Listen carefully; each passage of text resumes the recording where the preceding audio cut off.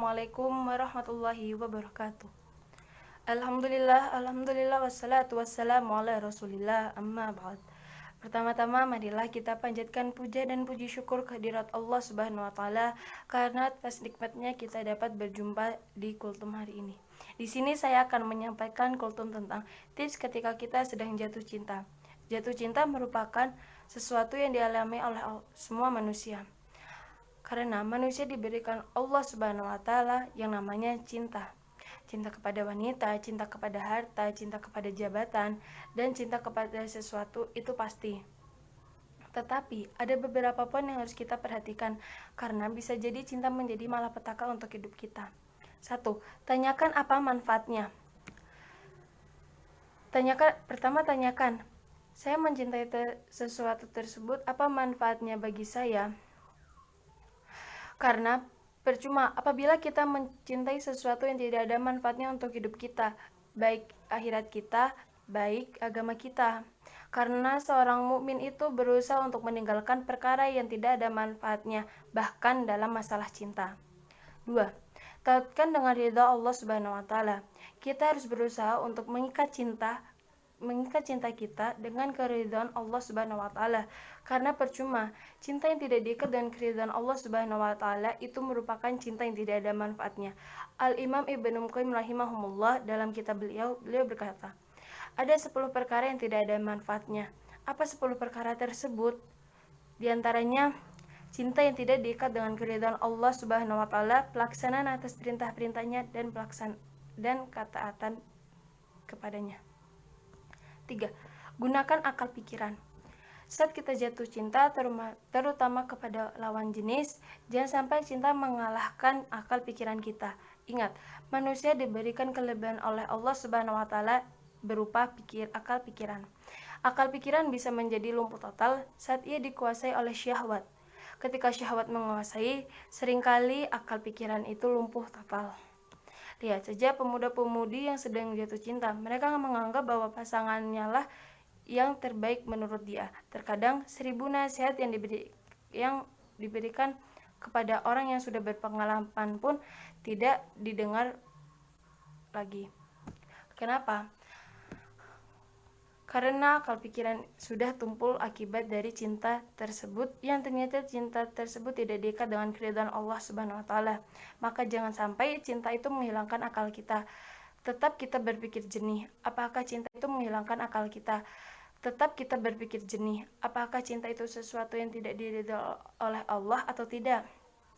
Saat kita jatuh cinta, coba kita berpikir, apa manfaatnya daripada cinta saya tersebut? 4. Kehilangan kesempatan berzikir. Kita senantiasa merenung. Saat saya jatuh cinta, saya seringkali ingat dia. Ingat. Masya Allah. Bayangkan ketika kita mengingat dia. Berapa banyak kesempatan yang hilang untuk berzikir kepada Allah. Bahkan ada sepasang sejoli yang sudah sangat jatuh cinta sampai dalam setiap keadaan selalu ingat pasangannya. Bayangkan, akhirnya apa? Mengingat wanita atau lelaki yang bukan mahram adalah dosa.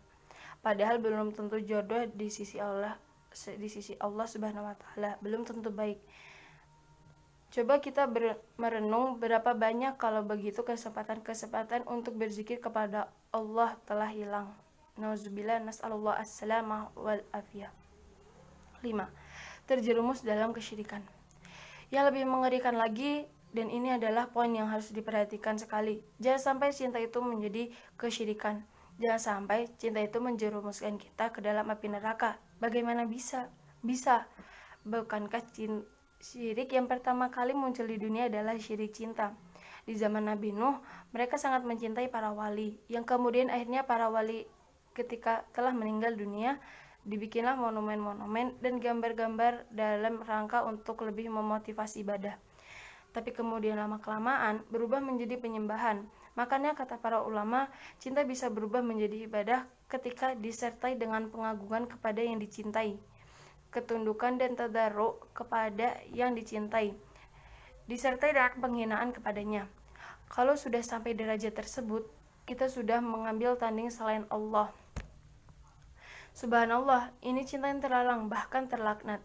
Bisa menyebabkan pelakunya apabila ia wafat kekal dalam api neraka karena ia telah mempersekutukan Allah Jalla wa'ala. Musibah, ketika cinta menyebabkan kita lebih mendahului yang kita cintai daripada perintah Allah dan Rasulnya.